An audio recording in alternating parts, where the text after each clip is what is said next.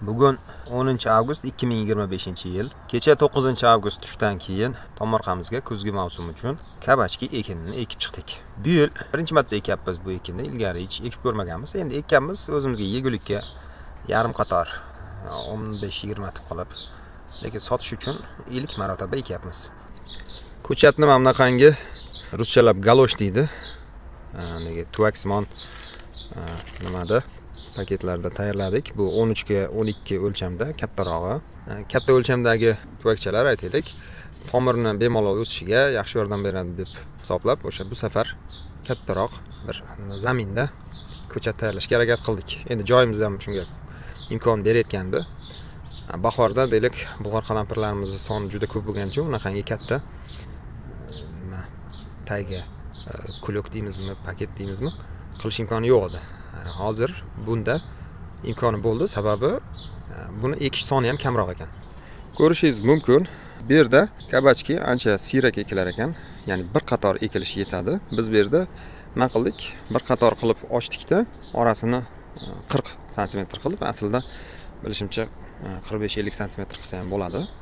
Va o'rtadagi trubani isitish tizimi trubasini markaz deb oladigan bo'lsak, o'sha shun tagidan ochilgan chuqurchalarga zigzag shaklida ekib chiqdik, ya'ni shaxmat ko'rinishida, salgina orasini kengaytirish maqsadida. Urug'ni 28-iyul kuni tashalgan. Endi aslida ba'zilar aytdiki, sal erta tashab qo'yibsizlar, sal kechroq tashaganlaringizda yaxshi bo'lardi.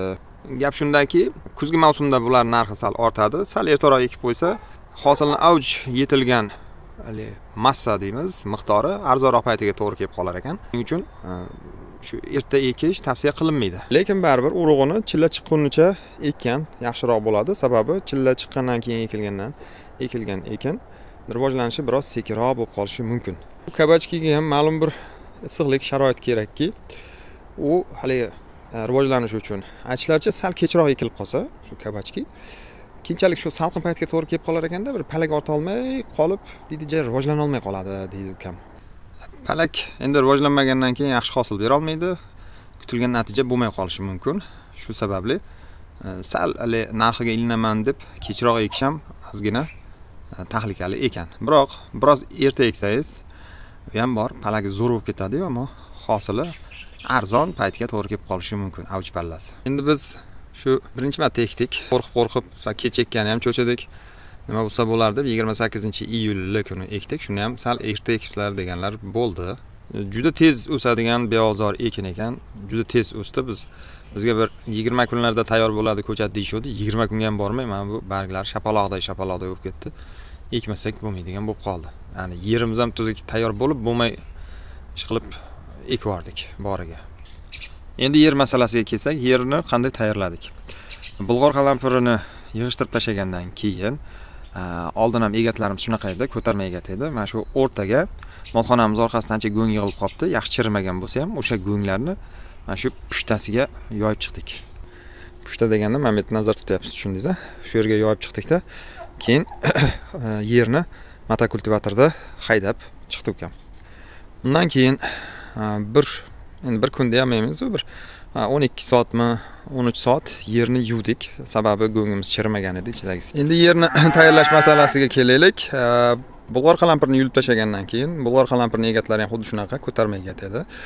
Men pushtaga, chuqur joyiga go'ng yoyib chiqdik. Go'ngimiz chirimagan edi, faqat molxonaning orqasida yig'ilib qolganligi uchun bo'shatishimiz kerak bo'ldi. Aslida endi yoz paytida go'ng tashash, ayniqsa chirimaganini tashash biroz xavfli. Chunki unda siydigi bor, boshqasi bor. Biz nima qildik? O'sha go'ng tashab chiqqandan keyin motokultivatorda ukam haydab chiqdi yerni. Undan keyin bir 12 soatmi, 13 soat yerni yuvdik. Shu orqali o'sha chirmagan go'ngni, ana siydiklarini yuvishga harakat qildik.